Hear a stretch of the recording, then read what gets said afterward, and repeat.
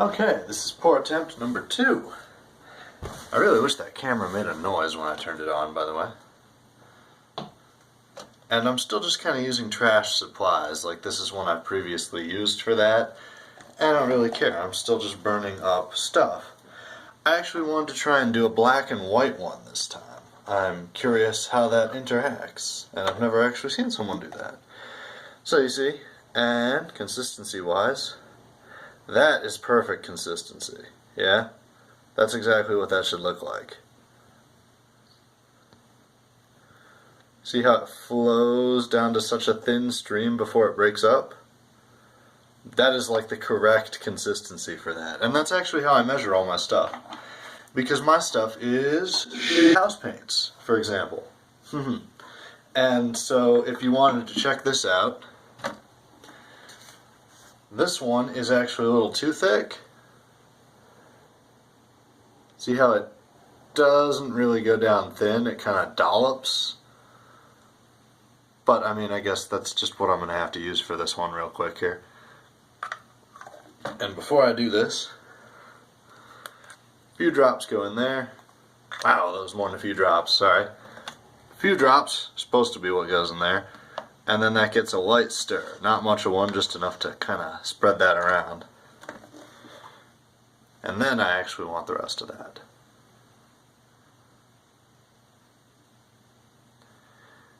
And I'm hoping this doesn't look like shit. I don't know if it'll actually grayscale enough. I should have probably added a little bit of water, because this is probably going to be very basic. And then if it's lame, I'll swipe across it to make it not so lame. Yeah.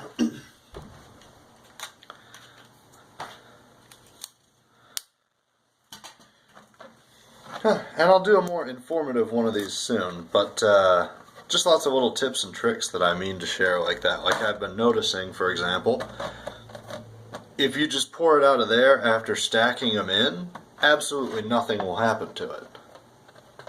You won't get the look you're going for. Versus if you flip the thing and then leave it for a little while, well, those have to be mixing in there now. You know? And if you just flipped it and then pulled it right up, they don't really get a chance to mix. The heavier colors don't sink through the lighter colors and whatnot. So that's probably had enough time. Let's see how that works. Doop. See, that should be a good mix. And I mean, I could, if I wanted to, stir that to be like more of a yin-yang shape or something, but I feel like this is probably good. It's better than messing with. And you're seeing I didn't actually get a lot of cells in there. I am guessing that white was too not viscous. I like cells. That's like my favorite part of this. So I was really trying to see what makes the cells on these.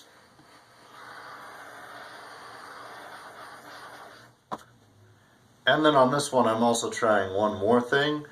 I'm going to leave this for like 5 minutes before I start tilting it, so all the cells have a chance to actually set up and separate. Because I've been tilting it really quickly right off the bat, and you have to tilt it so much that the cells get stretched and warped instead of staying like big fat circles. And I mean, you see how small they are too. It literally does not matter if you dump like a gallon of this stuff in there. It does absolutely nothing. I have to try different sets of oils to see if that's what's making the difference, but so far, even if my paints are like 80% Floetrol and oil, they still do not make cells under any circumstances. It could be as runny as water and it would still not work. That's cool, you can kind of watch the record grooves and you really get a sense of how much it's spreading. I'll actually exercise patience with this one and I'll be back in 5 minutes. Still very upset that this one looks this way though.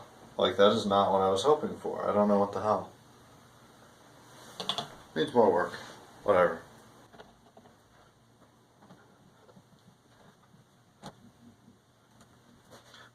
I guess that's as good as that's going to get. Okay, let's try some tilting. So we tilt one way, And I like this side of it the most, so I'm going to stretch that last and hopefully get more of it. And then also I've noticed the more patience you have with just letting it go, the better it turns out that way as well.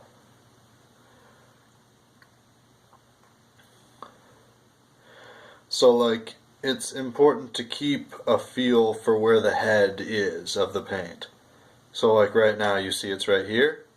That's all of the movement I'm concerned about, because that's the most of my paint. I don't want to lose that. And I don't want to get it too close to an edge because it will expand as it goes. And then I've also seen a lot of people say to take it back every so often. So like, and that's not what I'm doing with this one, so not going to. I'm just chasing this head around. And you see I lost it a little bit there, it's going to go over.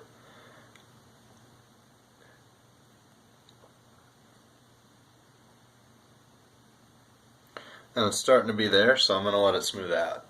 You don't ever want it to get like single flow things coming off it, you know what I mean, like raindrops. You're tilting it way too far if you get raindrops. And you see I went too close to the edge here, so I'm going to lose some there. Which is fine. I mean, you're supposed to use an excess of it, but I'm trying not to be incredibly wasteful with it. You'll see some people, oh, it's a beautiful rainbow cup, all 7, 9, 20 different colors. And then they're just pouring like half of those colors off, and the resulting thing is just like blue and orange, and all your other colors are just in the bin. These bins weigh about 10 pounds each already, so I am not skimping on the paint, but at the same time, not really trying to make these the paintiest, you know? And you see the head is still over here. I want it more towards the middle.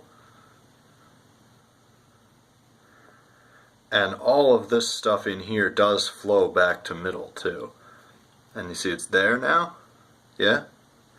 So now it's in the middle. I can probably walk that down and get all that edge at the exact same time. I'm hoping. That's the goal. Ooh, this is a long-ass video. I cannot wait to cut this down for size.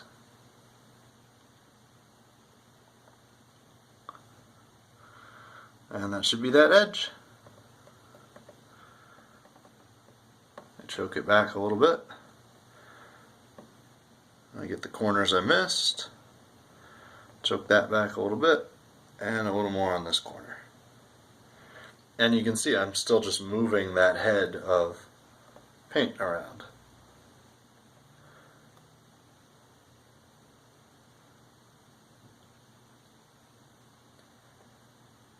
And there, that paint wave should probably make it to the end. Whew. And I mean, if you really wanted to, you could go and scuzz this up manually, but I mean, it wants to go that way anyway.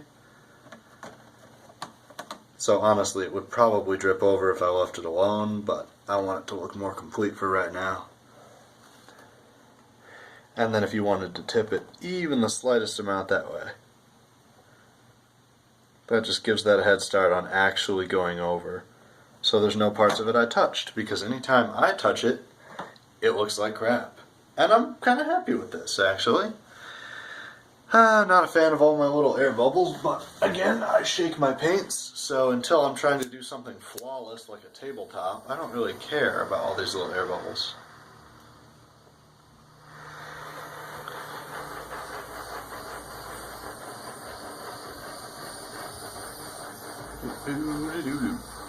And that's most of them anyway. Cool. There you have it. Thank you so much for watching. Please like and subscribe.